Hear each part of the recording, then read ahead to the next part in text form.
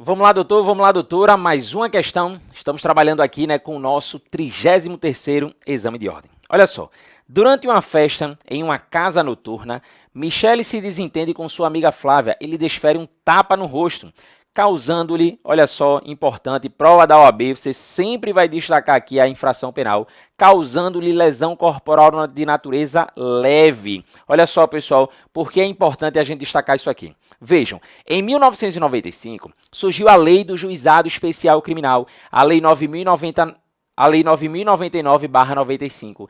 E em seu artigo 88, a Lei do Juizado altera, lembra aí, pessoal, a natureza da ação penal para o crime de lesão corporal de natureza leve e lesão corporal de natureza culposa. Observa só, o artigo 88 da Lei do Juizado, tá, pessoal, o GCRIM, diz assim: além das hipóteses do Código Penal e da legislação especial, dependerá de representação a ação penal relativa aos crimes de lesões corporais leves e lesões culposas. A nossa questão aí tratou, de uma lesão corporal de natureza leve. Uma observação aqui, tá, pessoal, adicional para vocês. Este artigo 88 não se aplica, lembra aí, tá, pessoal, nas hipóteses da Lei 11.000, lembra aí, na Lei 11.340 de 2006. Ou seja, traduzindo, isso que a gente vai desenvolver aqui não se aplica lá no âmbito da Lei Maria da Penha, tá? Esse artigo 88 ele não é aplicável na Lei Maria da Penha, então lesão corporal de natureza leve, lembra, qualquer situação, lesão corporal no âmbito doméstico familiar contra a mulher, a ação é pública incondicionada. Não é o caso aqui da questão, mas é importante, já menciono novamente, como a nossa finalidade aqui é revisar. Olha só, eu tenho aqui, ó, uma lesão corporal de natureza leve. Flávia, então, se dirige à autoridade policial e registra o fato, manifestando expressamente seu interesse em representar contra a Michele, tendo em vista a natureza da ação penal pública condicionada à representação. Maravilha, a questão já trouxe aí essas informações. Olha só, importante, que ela traz aí, ó, que Flávia se dirige à autoridade policial, registra o fato, manifestando expressamente seu interesse em representar. Olha só, pessoal, representação nada mais é do que a manifestação de vontade. A representação funciona como uma condição específica da ação, é uma condição da ação que é exigida em algumas situações, em algumas infrações penais, como é o caso aqui da questão. Júlio, e ela tem alguma peculiaridade aí para representar? Não. O próprio artigo 39 diz que o direito de representação poderá ser exercido pessoalmente, ou lembra disso, tá? Por procurador, desde que tenha poderes especiais. Informação importantíssima, tá? A representação pode ser feita pessoalmente ou por procurador, desde que ele tenha poderes especiais. Mediante declaração escrita ou oral. Escrita ou oral, lembra? Ela fez lá expressamente. A verdade é que a representação ela não requer qualquer formalidade, tá bom? E aí o código diz ainda, feita ao juiz, eu posso representar para o órgão do Ministério Público ou ainda para a autoridade policial, tá bom? Ela foi, se dirigiu aí até a autoridade policial, até o delegado de polícia.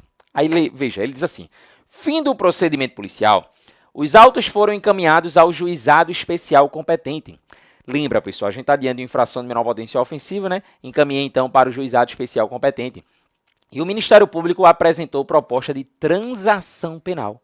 A Michele, que não aceitou, após o oferecimento de denúncia pelo parquet, o parquet aí é o membro do Ministério Público, Flávia se diz arrependida e manifesta ao seu advogado o interesse em se retratar, da representação oferecida, destacando que ainda não foi recebida a inicial acusatória.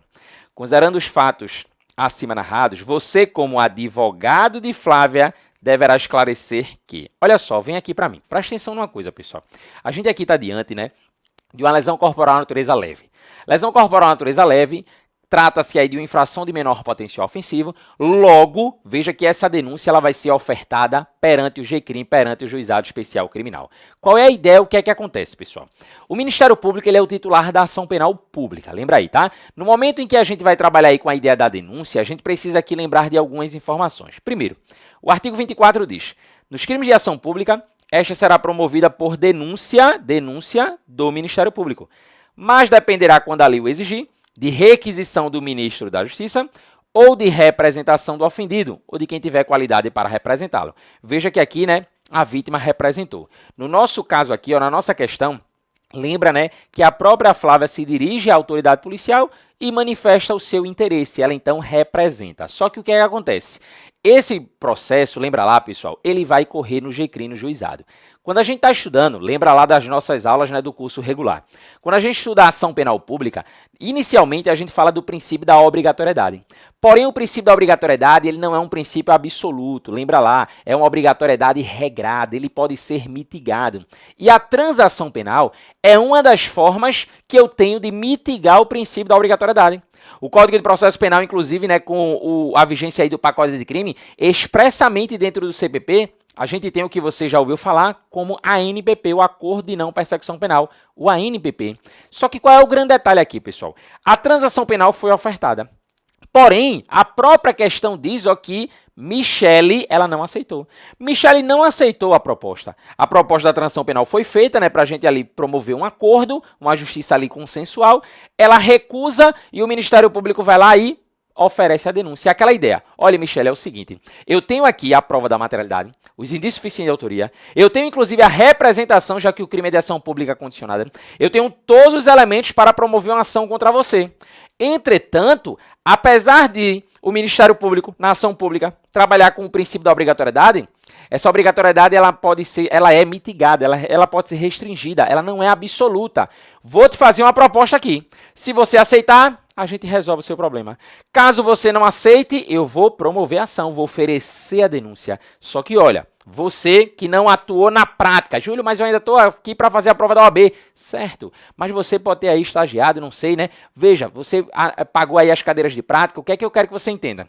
Eu tenho o oferecimento da denúncia, para depois o juiz proceder com o que a gente chama de juízo de admissibilidade. O juiz ele pode receber ou não receber, ele pode receber ou rejeitar.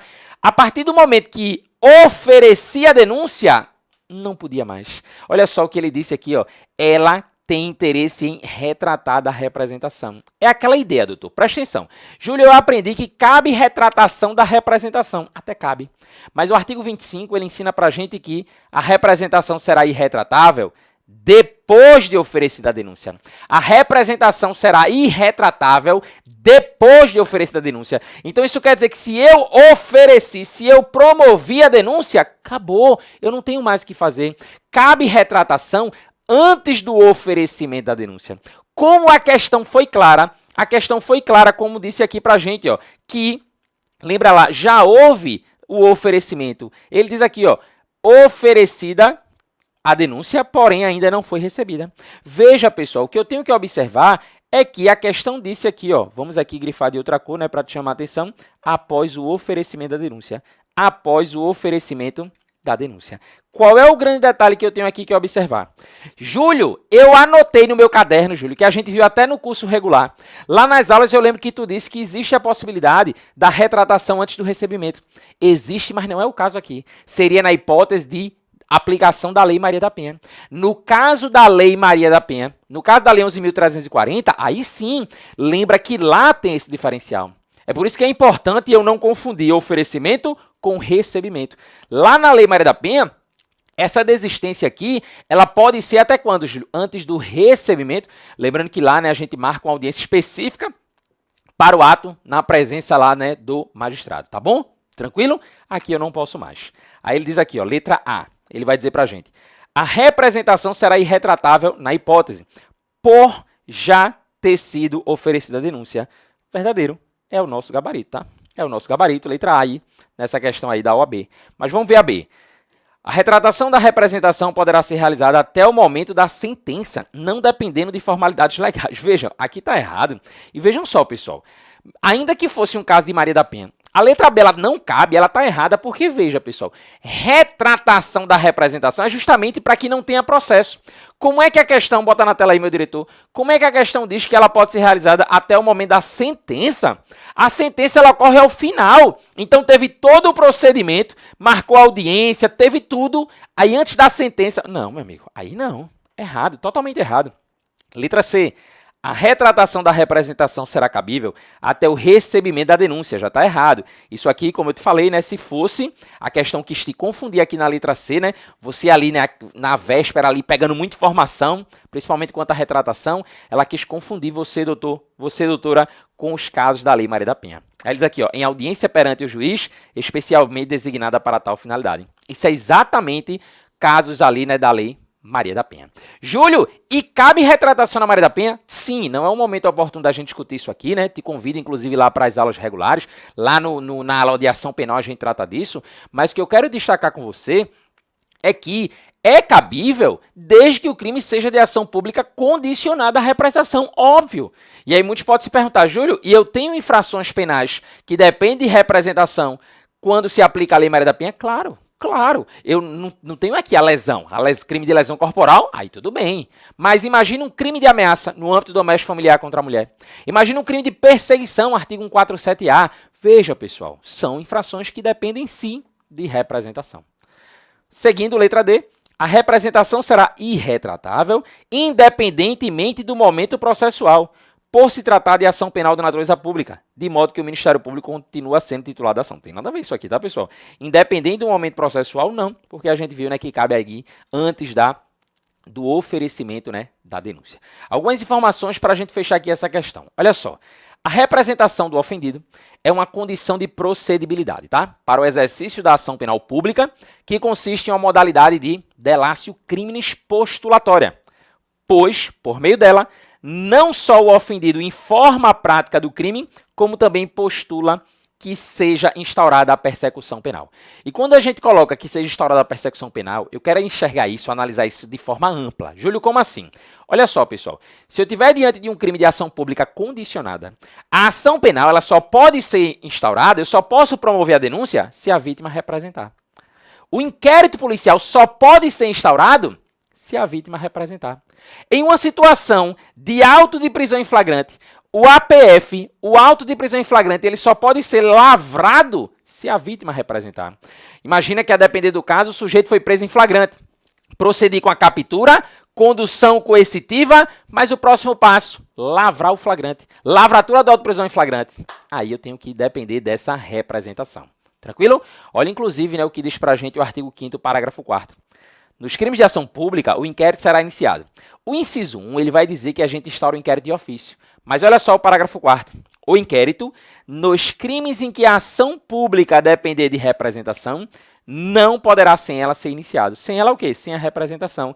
O inquérito, ele não pode ser iniciado sem essa devida representação. Maravilha?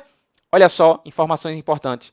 Nos crimes em que se processam mediante ação pública condicionada, o inquérito policial só poderá ser instaurado desde que haja manifestação do ofendido. A ação penal só poderá ser iniciada com a respectiva representação do ofendido.